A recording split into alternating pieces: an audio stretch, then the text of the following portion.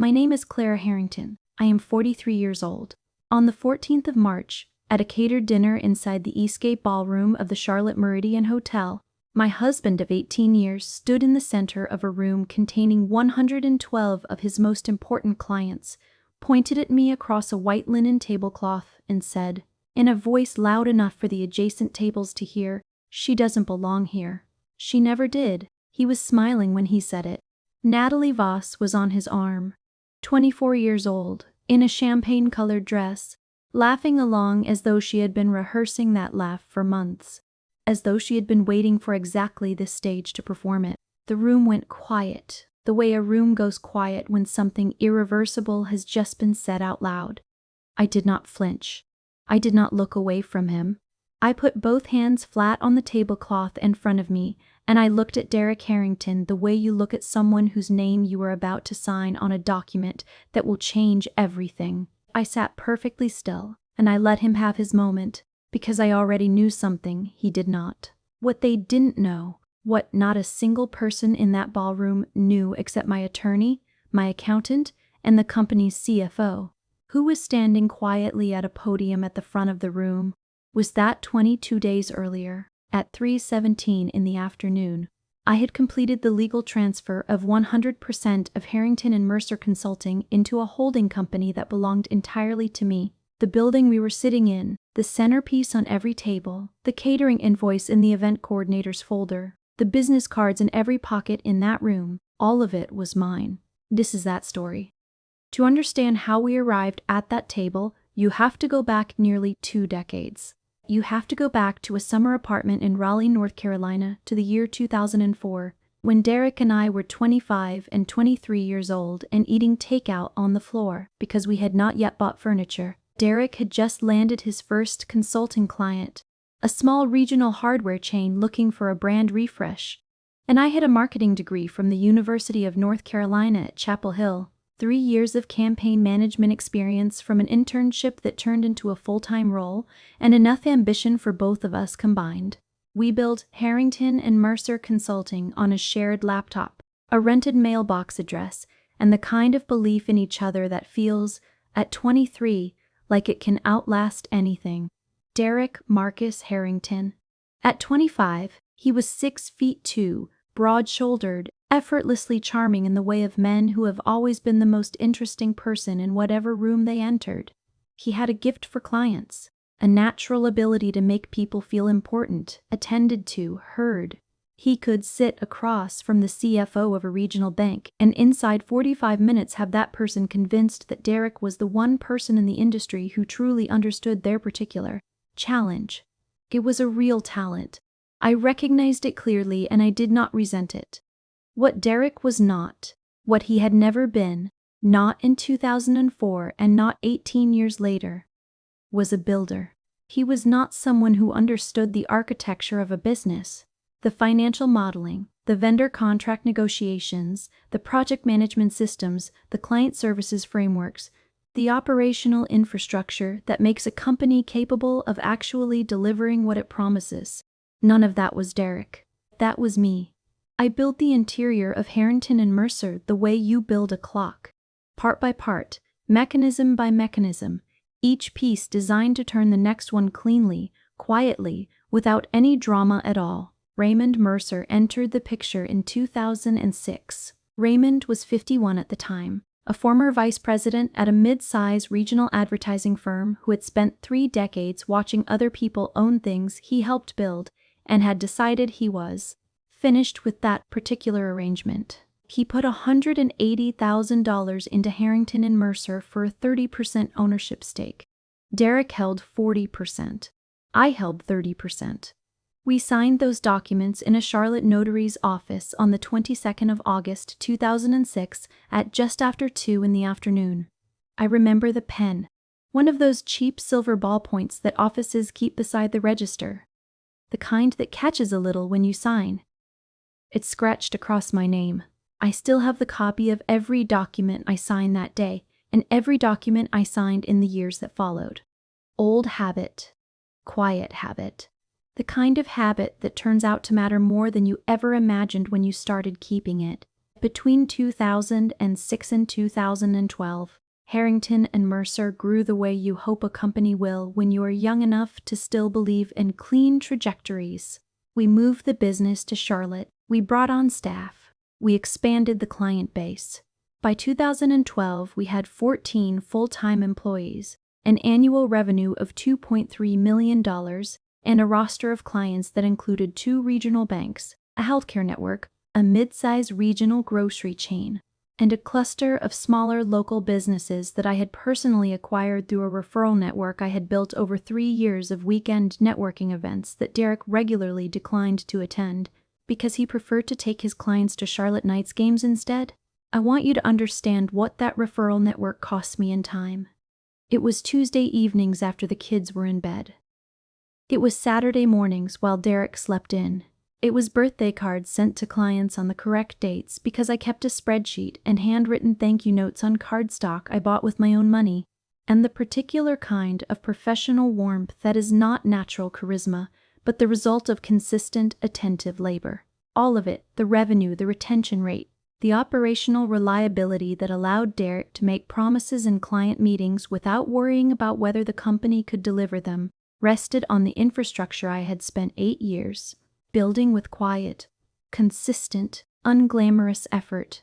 It was invisible in the way that infrastructure is always invisible until the moment it fails. And then our daughter was born. Lily came in the spring of 2010. Owen had arrived 2 years before her in 2008. When we were still small and scrappy, and I was managing client accounts from a laptop balanced on a nursing pillow at 3 in the morning. By the time Lily was 2, I was operating on the kind of tiredness that does not announce itself. It just becomes the baseline, the permanent background condition of your days. Derek and I had a conversation at the kitchen table in September of 2012, a Tuesday evening after the children were in bed.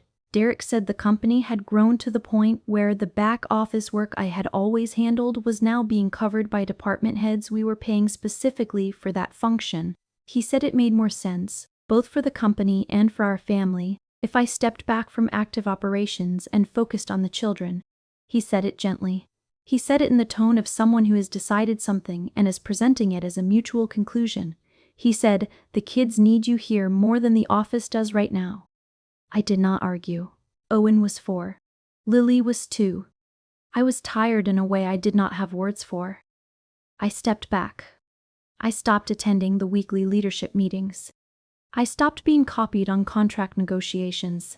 I remained on the ownership documents. I remained a 30% shareholder, but over the months that followed, with no announcement, no ceremony, no moment of official transition, I went from being the co-founder of a growing company to being Derek Harrington's wife who used to work there. I want to be specific about what that transition looked like, because it was not one dramatic moment. It was 100 small ones. It was the first Monday I wasn't in the leadership meeting and no one called to check whether the absence was intentional. It was the email thread about the healthcare network's contract renewal that I wasn't copied on, even though I had built that client relationship from the first cold call in 2009. It was the holiday party in December of 2013, where a new employee asked Derek how he had gotten his start in the business, and Derek told the story of Harrington and Mercer in its entirety. The ramen noodles, the shared laptop, the first client, the first year. And his version of that story did not contain a single mention of the person who had been sitting beside him through every word of it. I stood 3 feet away and heard him tell that story, and I smiled and I refilled my glass and I went to check on the dessert table. I did not correct him. I had not yet understood that correction was possible. There is a difference between being invisible and being removed. Most people will never understand that difference unless they have lived on both sides of it. 3 months after I stepped back, Derek brought home a document that his accountant had apparently recommended.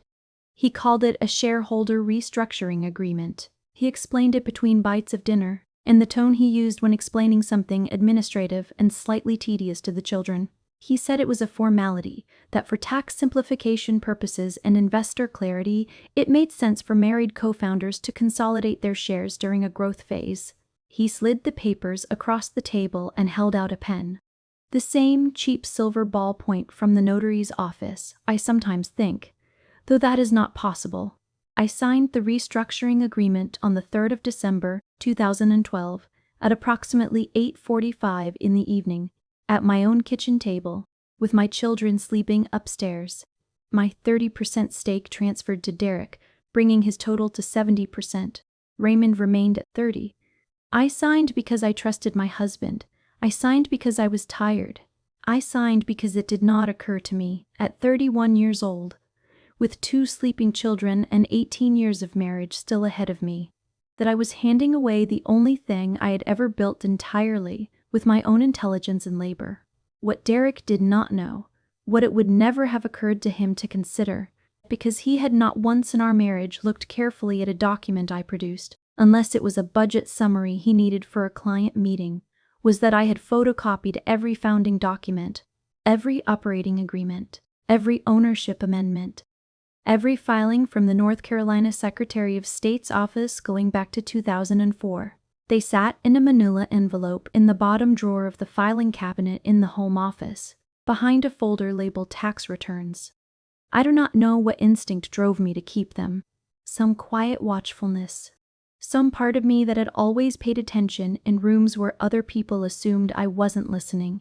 By 2019, Harrington and Mercer had grown to $4.2 million in annual revenue and 31 employees. Derek had become the kind of Charlotte businessman whose photograph appeared in the Charlotte Business Journal's annual Business Power features, whose firm sponsored local charity galas, whose name was spoken at Chamber of Commerce dinners in the approving tone reserved for men who have successfully turned ambition into visible success. Raymond Mercer had semi-retired from active management, but retained his 30% stake as a passive investment. I drove the children to school. I cooked dinner. I attended every parent-teacher conference and every school play and every PTA planning meeting and every company holiday party, where Derek introduced me to clients and colleagues who had joined the firm after I left and who had no idea I had once built the systems their jobs depended on. I had no title. I had no salary. I had a household allowance of $3,200 a month, transferred automatically into my personal account on the 1st of every month at precisely 8 in the morning, always without a note or a word of acknowledgement, the way you might set up a standing payment for a utility bill.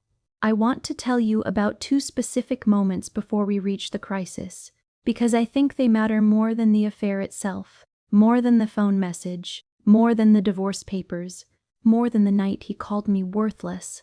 They matter because patterns do not announce themselves as patterns when you are living inside them. They only become visible in retrospect, when you have the distance to see what they were adding up to and to name honestly what they meant. The first was in April of 2021. I had been quietly building a small freelance consulting practice for 4 months, 3 local small businesses, project-based work, modest income, but mine. Income that arrived in an account Derek did not know existed, attached to an LLC I had formed on my own, through an attorney Derek had never met. I told Derek about it over dinner on an evening in April, not to ask permission, but because 18 years of marriage had made honesty a reflex I had not yet fully examined. I said, I have been doing some freelance consulting work.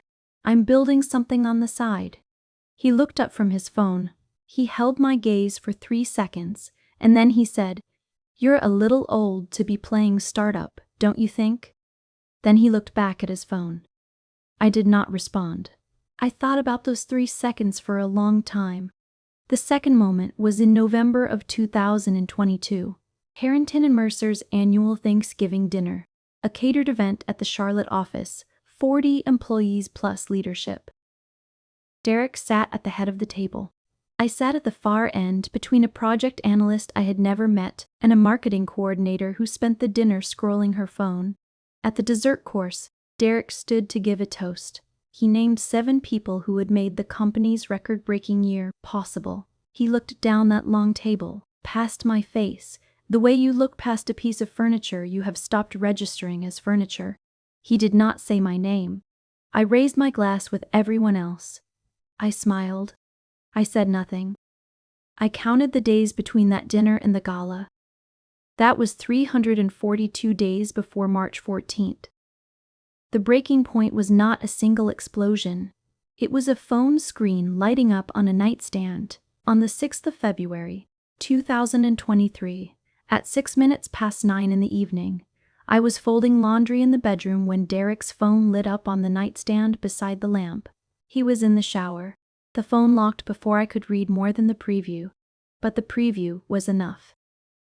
It began with a pet name I will not repeat here. It was from an unsaved number. It ended with the words, "Can't stop thinking about last night." I stood there for a moment, holding one of Owen's t-shirts, folded it neatly, placed it on the pile, and walked to the window.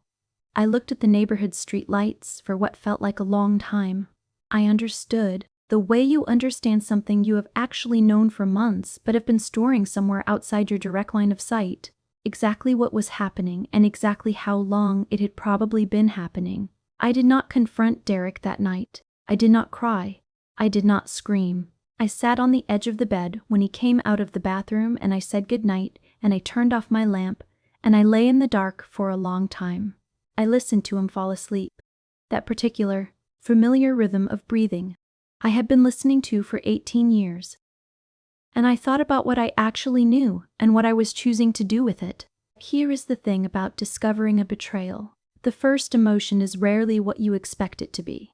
I had always imagined in the abstract, theoretical way that people think about things they assume will never happen to them, that if I ever found myself in this position, the feeling would be volcanic, rage, devastation, the floor dropping away. What I actually felt, lying in the dark at 6 minutes past 9 on the 6th of February, was something slower and stranger than any of that. It felt like recognition, like a click, like the piece of a puzzle you have been unconsciously holding for a long time, finally showing you which corner of the picture it belongs to. And underneath that recognition, very quiet and very clear, a single thought. Now I know what the next step is. I made a decision that felt less like grief and more like arithmetic. The story I had been living was over. The only remaining question was how to close it with the same precision I had always brought to everything else. Over the following 3 weeks, I did 4 things. I called my former college roommate, Priya Nair, who had become a family law attorney in Charlotte, and I told her everything I knew. I opened a private email account that Derek had no access to. I retained a forensic accounting firm called Whitmore & Associates and hired their lead investigator, a methodical woman named Gail Forsyth, to conduct a 5-year audit of Harrington and Mercer's financials. And I called Raymond Mercer. Raymond and I had always had an understanding that required very few words. He was a precise, practical man who valued clean arrangements and disliked disorder, and over the years he had watched Derek's management style grow louder, more self-serving, and more difficult to work around without actively managing downward. I called Raymond on the 23rd of February, a Thursday afternoon at 3:15, while Derek was at a client lunch. Raymond answered on the second ring. I said, "Raymond, I need to have an honest conversation with you about the company." He was quiet for 1 beat. And then he said, "Clara, I've been wondering when you were going to call." He told me he had been considering his exit for nearly 2 years. He was 67 now. His wife had been managing a health situation that required his attention. The idea of holding a passive minority stake in a company led by a man whose judgment he had long since stopped trusting held very little appeal. He had not yet found an exit path that did not involve disruption or public complexity. He did not want a messy broker process. He wanted something quiet, documented, and final. I told him I thought I could offer him exactly that. What happened over the next 8 months is the part of the story I want to tell precisely, because it is where everything that matters actually occurred. Not in the ballroom, not in the confrontation. Here, in the private hours, the careful decisions, the documents signed in rooms where no one was watching. Gail Forsyth's forensic review, completed by the 15th of April, confirmed what I had suspected.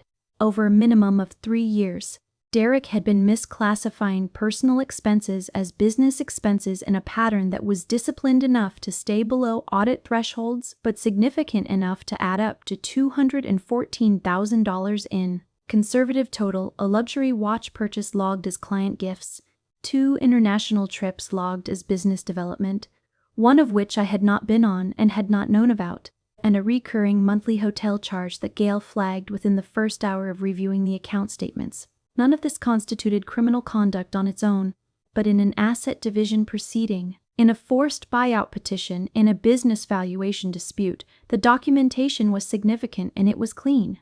I printed Gale's full report. I added it to the manila envelope. Priya had begun drafting the divorce petition. I asked her to hold filing. I had something I needed to do first, and it required time and patience that the divorce timeline would not allow if I moved too quickly. I want to explain something that matters. I had co-founded that company. I had spent 8 full years building its operational infrastructure. The systems, the processes, the vendor relationships, the client service frameworks. I had signed away my ownership stake at a kitchen table at 8:45 in the evening because I was tired and because trust had not yet taught me to read the fine print of my own life. I was not interested in alimony. I was not interested in a percentage of assets divided in a courtroom by a formula that would never reflect what the company had actually cost me in labor and time and capability.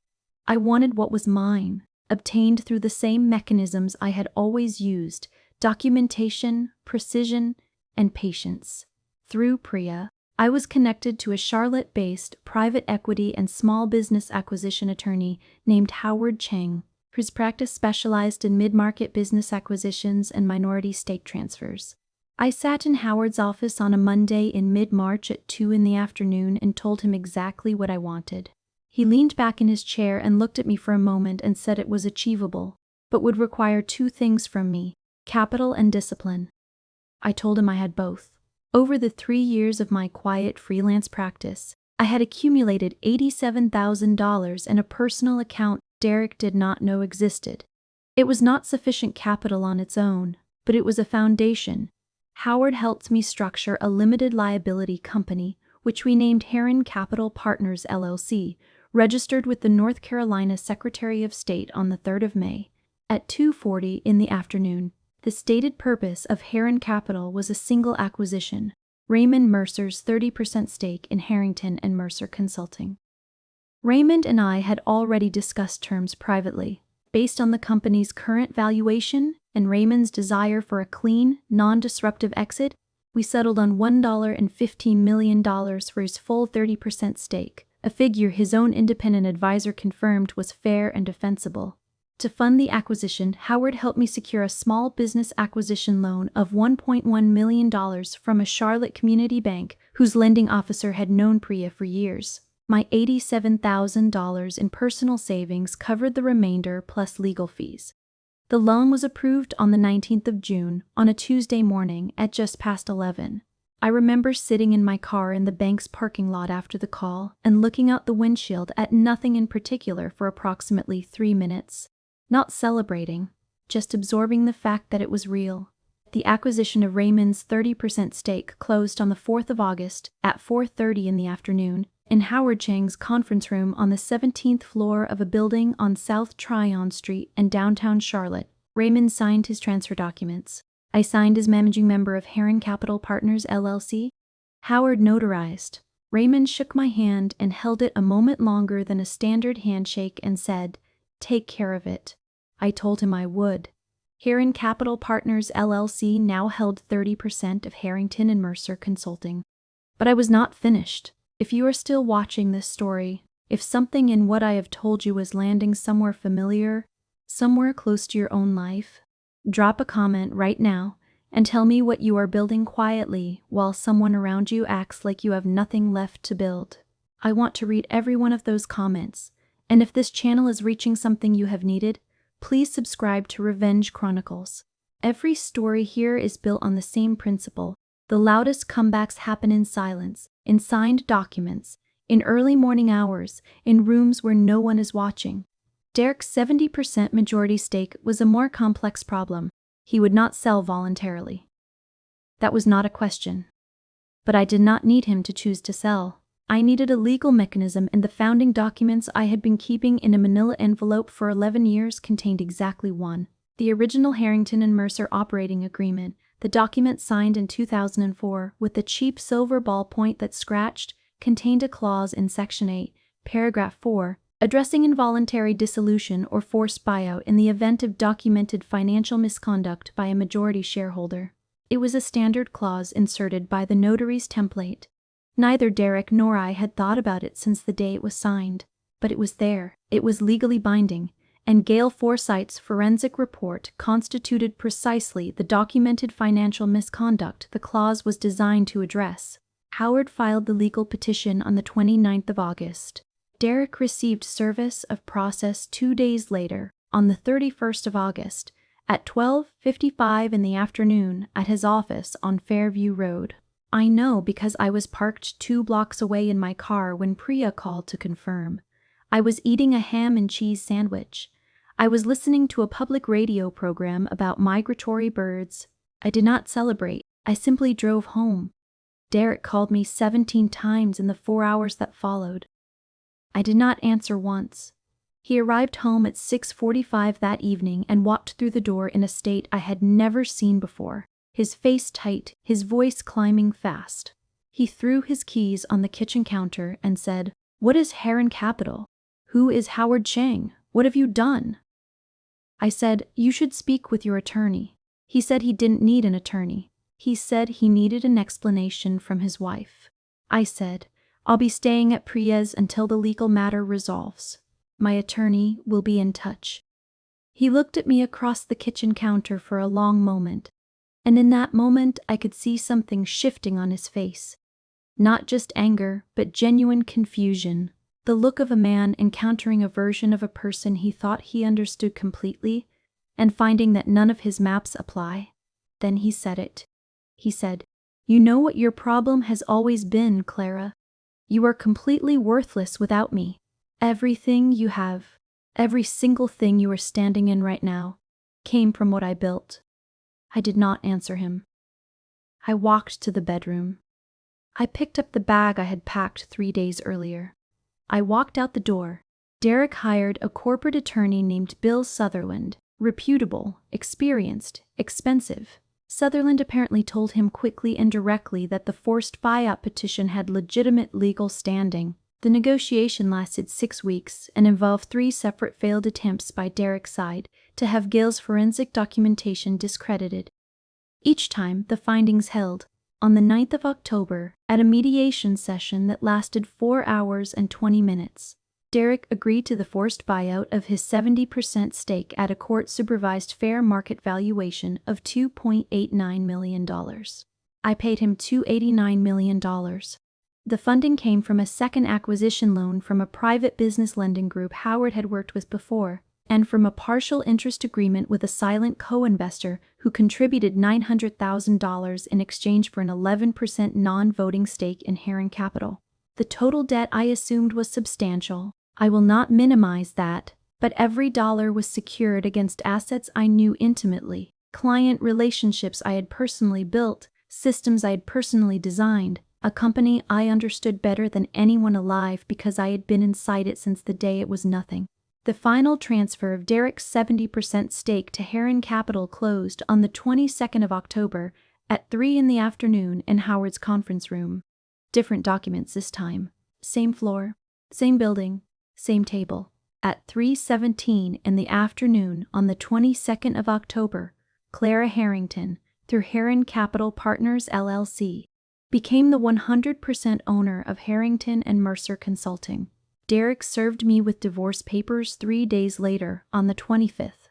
He had not yet, apparently, fully understood what the October 22nd transfer meant for his position. I signed the acknowledgement of service with the same steadiness I had carried for 8 months, the steadiness of someone who has already turned the page. The divorce petition cited irreconcilable differences. I did not contest the citation. I had other things to attend to. The company's annual client gala was scheduled for the 14th of March, approximately 22 days after the acquisition had closed and been filed with the Secretary of State. It was a tradition Derek had established in 2015, a formal dinner at the Charlotte Meridian Hotel for the company's top 40 clients and their guests, open bar, 3-course dinner, remarks from leadership.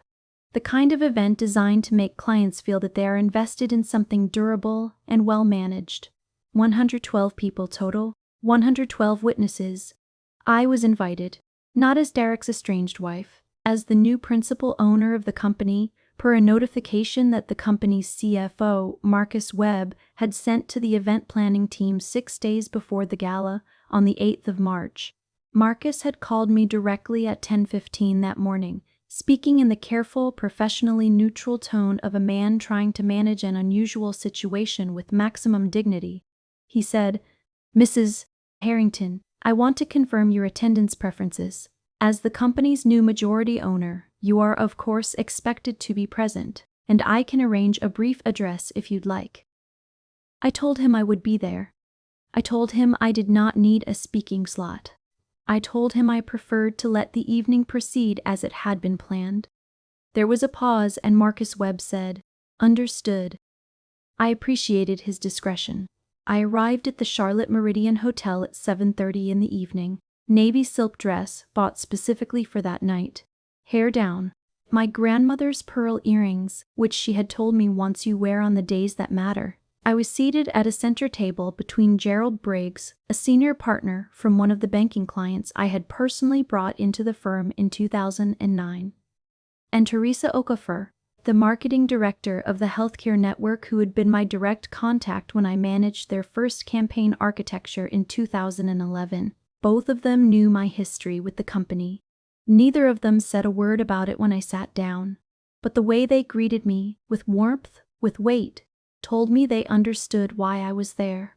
Derek arrived at 7:52 in the evening with Natalie on his arm, and the room shifted slightly, the way a room shifts when the most practiced performer in it walks in. He moved through the space with the ease of long practice, hand extended, laugh ready, the broad, warm handshake at every table. He introduced Natalie to every person they passed. He introduced her as the woman who runs my life and runs it perfectly. There was laughter. There were congratulatory smiles. He was good at this. I will not take that from him. At 8:19 in the evening, Derek reached my table. He registered me approximately one step before he reached the tablecloth. I watched the half-second hesitation in his stride, the fraction of recalculation before his expression settled into something between contempt and dismissal. He looked at me across the table and said in a voice designed to carry, "I don't know who put you on the guest list, Clara, but this isn't the place for it." I said, "Good evening, Derek." He looked at the people around me and then back at me, and then he said, louder still, "She doesn't belong here." She never did. Natalie Voss laughed. It was a small, precise, practiced laugh. I put both hands flat on the white tablecloth. I looked at Derek the way you look at the last page of a book you've been reading for 18 years. I said, without raising my voice, "I think Marcus has a few words before dinner begins. You might want to find your seat." Marcus Webb was already at the podium. He had been waiting for approximately 45 seconds, and the room was already quiet, because 112 people who work in the same professional ecosystem develop the particular collective instinct for knowing when something significant is occurring. Marcus cleared his throat and said in a measured voice that carried without effort, "Before we begin this evening, I'd like to take a moment to note a significant change in the ownership structure of Harrington and Mercer Consulting. Formally recorded with the North Carolina Secretary of State on the 22nd of October of last year." He paused. Effective that date, 100% of the company's ownership was transferred to Heron Capital Partners LLC, managed by Clara Harrington. He looked out at the room. Clara is with us tonight as the company's principal owner. We are grateful for her deep familiarity with every aspect of this business, and we look forward to the continuity of leadership she has committed to providing. I did not stand. I did not speak. I looked at Marcus and nodded once, the way you acknowledge someone who has done their job with professionalism and care. The room stayed quiet for a long moment. Then Gerald Briggs, sitting beside me, placed his hand briefly on mine and said in a low voice, "Long overdue." I said, "Thank you, Gerald." Derek's face won a color I have no precise word for. Not red, not white. Something between them. a draining as though the blood in his face was making a slow decision about direction. Natalie Voss had removed her hand from his arm without appearing to realize she had done so. She was looking at him. He was not looking at anyone. He was standing in the middle of that ballroom among 112 professional witnesses with the expression of a man whose story about himself has just been publicly revised. He stood there for approximately 15 seconds. Then he walked to a table near the back of the room and sat down. He did not speak to me again that evening. Neither he nor Natalie touched their dinner. The gala continued. The food was excellent. The speeches were warm. Over the course of the evening, 3 separate clients came to my table to introduce themselves or reintroduce themselves, and to say things I will carry for the rest of my professional life. Teresa Okafor, sitting to my left, leaned over at one point and said, "I always wondered what this company would look like if you were running it." I told her we were about to find out together. She raised her glass. I raised mine. In the weeks after the gala, Derek attempted to reach me 5 separate times. The first 3 were text messages that moved between something resembling apology and something resembling threat, in a way that made them difficult to cleanly categorize. On the 4th of April, he sent a longer message that included the sentence, "What you did was take something that wasn't yours." I read it once. I showed it to Priya. She noted it for the file. I did not respond. The 5th attempt was a phone call on the 17th of April, at 8 minutes past 7 in the evening. I almost let it go. I answered it instead because I had decided somewhere in the previous months that I was no longer interested in avoiding the conversations that needed to happen. He said he thought what I had done was cold. He said it wasn't fair. He said I had taken the only thing he had built and embarrassed him in front of the people whose opinion mattered most to him. And then, quieter, he said, "You used to be my partner." I let that sit for a moment. Then I said, "I was always your partner. You stopped seeing it that way." He was quiet. I said, 18 years of meals and school pickups and holiday parties where you couldn't remember which clients I had managed or which systems I had built. 18 years of a $3,200 monthly household allowance instead of a salary from a company I co-founded. Silence. I said, "The company is mine because I understood what it was worth before you did. I'm sorry for how it happened. I am not sorry it happened." He said, "Natalie and I are moving to Atlanta." I said, "I wish you well." And I meant it, genuinely, fully, without any residue of bitterness or satisfaction. I meant it the way you mean something when you are already standing on the other side of it. The divorce was finalized on the 11th of June. The asset division was clean. Heron Capital had been established and funded prior to the divorce filing. Howard's documentation was airtight, and the company transferred without complication. I kept the house. Derek kept the BMW and the personal savings the forensic review had identified. Owen and Lily were 15 and 13 by then, old enough to understand what had happened without me needing to explain it, old enough to form their own opinions without my help. Owen called me one evening in May and said, "Mom, we know what you did." I asked him what he thought. He said, "We're proud of you." I could not speak for a few seconds. I did not try to. "I want to tell you something about the months of building. Not the ballroom moment, not the legal filings, but the Tuesday nights at the kitchen table going through loan documentation until nearly midnight. The moments when the certainty I had started with went quieter than the doubt. The days when the numbers were large and the outcome was genuinely uncertain. There was a night in July, deep in the middle of the acquisition process, when I was sitting alone at that table with a cup of tea that had gone cold and a stack of Howard's documents, and the full weight of what I was attempting made itself felt in a way that was different from the clean arithmetic clarity I usually operated in. The debt figures were real. The risk was real. I was a 42-year-old woman financing a business acquisition without a salary, using savings from a side practice that her husband had dismissed as middle-aged fantasy, securing loans against her own professional history in a company that still carried her husband's name. There were people in my life, careful, loving people, who told me quietly that I was taking on too much, that I should focus on the divorce and the children and let the business go. that I was allowing anger to lead me into something I couldn't control. I heard them. I understood why they said it.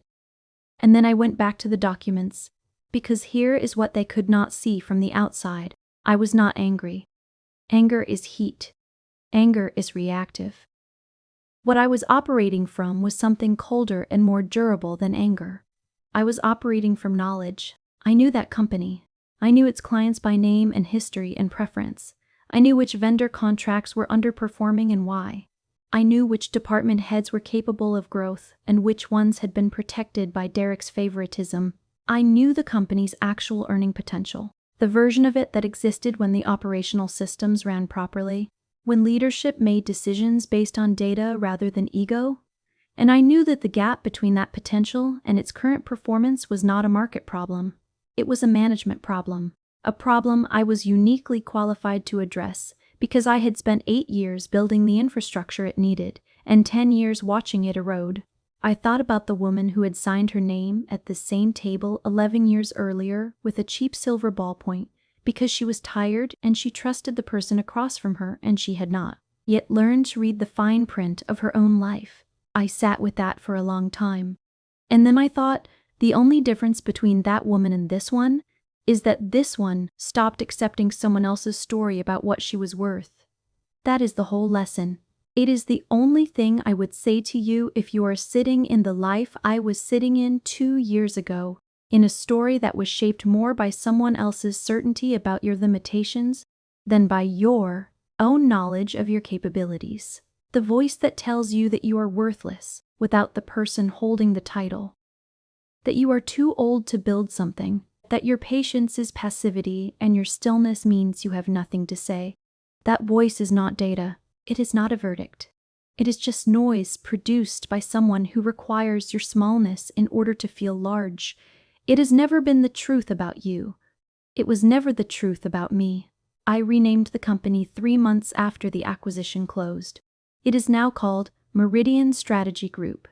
We have 33 employees. Revenue in the first full quarter under new management exceeded projections by 17%. Teresa Okafor's healthcare network expanded their engagement in February. 2 of the department heads I had privately assessed during the acquisition process have stepped into expanded leadership roles and are performing exactly as I expected they would. I have a salary for the first time in 11 years. I wrote that number into a contract with my own company, and I signed it with a pen that did not scratch. I will be honest with you about something else. There were employees at Harrington and Mercer, now Meridian, who had worked there for years and who had known Derek as their principal, their face, their leader, and who were uncertain and unsettled when the ownership changed. I did not resent that uncertainty. I understood it. I held a staff meeting on the second Monday of November at 10 in the morning in the main conference room where I had once set up the holiday decorations because no one else thought to. I told them who I was, not the new owner, not Derek's ex-wife. I told them I was one of the people who had built this company, that I had been inside its systems and its client relationships since 2004, and that my intention was not disruption but continuation with better leadership, better transparency, in a compensation structure that actually reflected what people contributed. 2 of the project coordinators cried, not from sadness. I am working with a business mentor named Patrice, a woman in her late 50s who built and sold 2 companies before she was 45. Who is the sharpest person I have been in a room with in a very long time. In our first session, she said something I wrote down and taped to the inside of my desk drawer, where I see it every time I reach for a pen. She said, "A company is just a story that someone wrote first. The question is always, who writes the next chapter?" I wrote the next chapter. I wrote it in a notary's office and a conference room and a forensic accountant's spreadsheet and a loan document and a manila envelope. I never had any rational reason to keep except the quiet, persistent knowledge that it might someday be the most important thing I owned. I wrote it in a navy silk dress and my grandmother's pearl earrings on a Thursday evening in March in front of 112 witnesses, at a table in the center of a room that belonged to me. Derek called me worthless on a Tuesday night in a kitchen where everything around him had been shaped by my labor. He called me worthless because he needed it to be true. Because a man who needs to say that to his wife on a Tuesday night is a man who can only measure himself against the size he requires others to be. He was not describing me. He was describing his fear. And there is a distance between those two things. Between someone's fear about you and the truth of you, that is worth everything it costs to find. To every woman watching this who is still at that kitchen table, who has given years of skill and attention and intelligence and love to something that doesn't carry her name, who has been told by someone she trusted that the work she did was a formality, that the things she built were someone else's to own. I want you to hear this clearly. The documentation you have kept, the capabilities you have quietly maintained, the knowledge you have accumulated while someone else held the title, none of it is gone. It is waiting. And when you are ready to claim it, it will be exactly where you left it. I have one question for you before I go, and I want you to think about it before you answer, because I genuinely want to know. What did you sign away? A stake, a title, a dream, a version of yourself that you haven't fully found your way back to yet? Because someone made it sound like a formality? And do you still have the copy? Tell me in the comments. I read every single one. Every week on this channel, we tell another story like this one. If the quietest comebacks are the ones that stay with you, subscribe to Revenge Chronicles and make sure you never miss the next one. Because the story is always still being written, and this time you hold the pen. I want to close by saying something directly to you, to every single person who clicked on this video and stayed until the very last word. That took something from you. Time, attention, the willingness to sit with a story that might have touched something tender. I do not take that lightly, and I never will. This channel exists because we believe, with absolute conviction, that the women whose names were left off the documents and the programs and the toasts deserve to have their stories told with the same precision and dignity they brought to everything they built. Clara's story is one of hundreds. Every week we bring you another one told in the same spirit, calm, exact, without apology, without gloating, with the kind of quiet power that only comes from doing the actual work. If this story reached something in you, if it confirmed something you already knew about yourself or gave a name to something you've been carrying, share it with someone who needs to hear it. Subscribe so you never miss a chapter, and leave a comment, even just one word, because your presence here is not invisible to us. It never has been. The loudest comebacks are always built in silence. We'll see you in the next one.